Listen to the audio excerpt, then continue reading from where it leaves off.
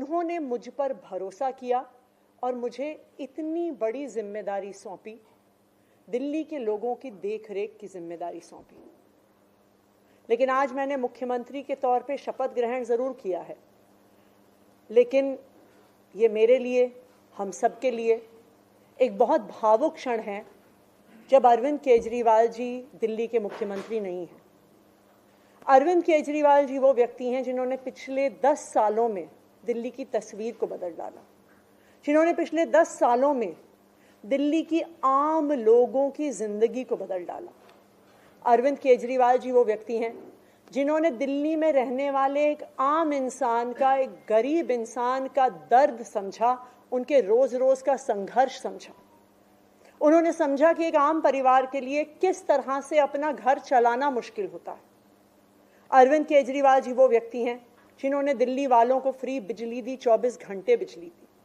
अरविंद केजरीवाल जी वो व्यक्ति हैं जिन्होंने दिल्ली के सरकारी स्कूलों में पढ़ने वाले बच्चों का भविष्य बदल डाला, उनको जिंदगी में एक नया अवसर, आगे बढ़ने का अवसर दिया। अरविंद केजरीवाल जी वो व्यक्ति हैं जिन्होंने दिल्ली की महिलाओं को शिक्षा में, रोजगार में आगे बढ़ने का मौका दिया, फ्री बस यात्रा देके। अरविंद केजरीवाल जी वो व्यक्ति हैं जिनकी वजह से आज दिल्ली के लोगों को अपने परिवार के सदस्य का इलाज करवाने के लिए अपने गहने नहीं गिरवी रखने पड़ते, अपने घर नहीं गिरवी रखने पड़ते, क्योंकि सरकारी अस्पतालों में अच्छा इलाज होता है। तो जब अरविंद केजरीवाल जी दिल्ली के मुख्यमंत्री नहीं रहते तो ये हम सब के लिए एक बहुत मुश्किल और एक भावुक घड़ी। आज क्यों अरविंद केजरीवाल जी दिल्ली के मुख्यमंत्री नहीं हैं? क्योंकि भारतीय जनता पार्टी की केंद्र सरकार ने अरविंद केजरीवाल जी के खिलाफ षड्यंत्र रचा, उन पर झूठे मुकदमे लगाए, उनको इन झूठे फर्जी मुकदमों में गिरफ्तार किया, उनको 6 महीने से ज्यादा जेल में रखा, उनको तोड़ने की, उनको दबाने की हर संभव कोशिश करी। लेकिन अरविंद केजरीवाल जी टूटे नहीं, अरविंद केजरीवाल दबे नहीं। अरविंद केजरीवाल जी को सुप्रीम कोर्ट ने जमानत दी, एक ऐसे कानून में जमानत दी जिसमें पीएमएलए में जमानत मिलना लगभग असंभव होता है। और सुप्रीम कोर्ट ने ना सिर्फ उन्हें बेल दी, बल्कि बेल देते हुए केंद्र सरकार के मुंह पे तमाचा मारा और कहा कि अरविंद केजरीवाल जी की गिरफ्तारी एक दुर्भावना के तहत हुई थी। ये कहा कि केंद्र सरकार की एजेंसी सीबीआई, ईडी पिंजरे में बंद एक तोते की तरह हैं जो सिर्फ अपनी मालिक की आवाज में बोलती हैं।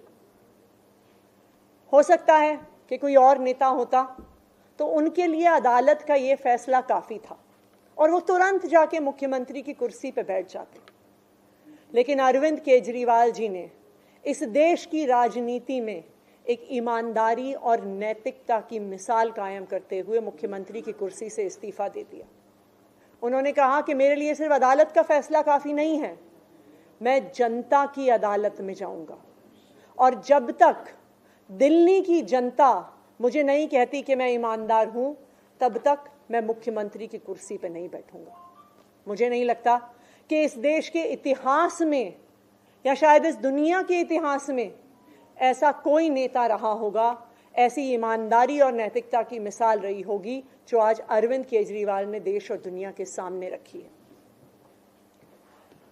अब हम सभी दिल्ली वालों को मिलकर एक ही काम करना है, अरविंद केजरीवाल जी को फिर से फरवरी में होने वाले चुनाव में दिल्ली का मुख्यमंत्री बनाना है। अगर दिल्ली के लोग अरविंद केजरीवाल जी को दिल्ली का मुख्यमंत्री नहीं बनाते तो जो फ्री बिजली आज दिल्ली वालों को मिल रही है, भारतीय जनता पार्टी अपना षड्यंत्र रच के उसको खत्म कर देगी। जो सरकारी स्कूल अरविंद केजरीवाल जी ने सुधारे हैं वो फिर से बदहाल हो जाएंगे, मोहल्ला क्लिनिक बंद हो जाएंगे, अस्पतालों में इलाज बंद हो जाएगा, महिलाओं की फ्री बस यात्रा बंद हो जाएगी। तो 2 करोड़ दिल्ली वालों को मिलकर फिर से अरविंद केजरीवाल जी को दिल्ली का मुख्यमंत्री बनाना है।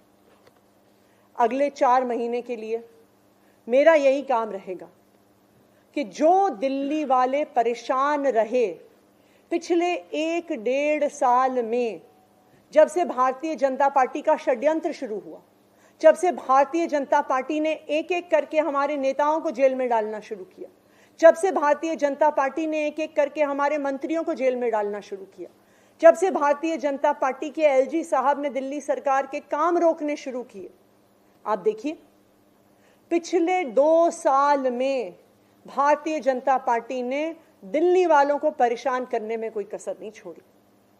जब से अरविंद केजरीवाल जी जेल गए, दिल्ली वाले भी परेशान हुए।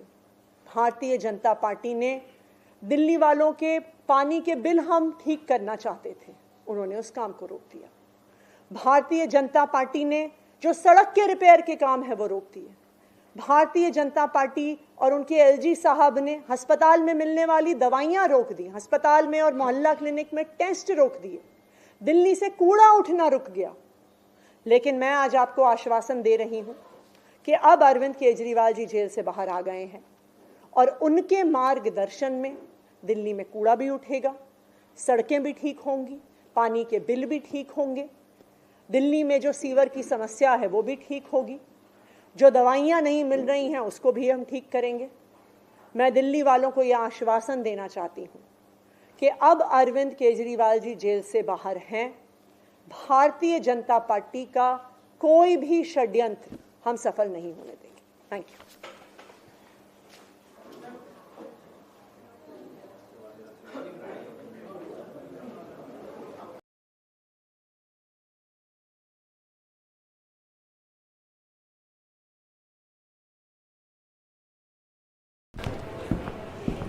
विवेक, आप गए नहीं?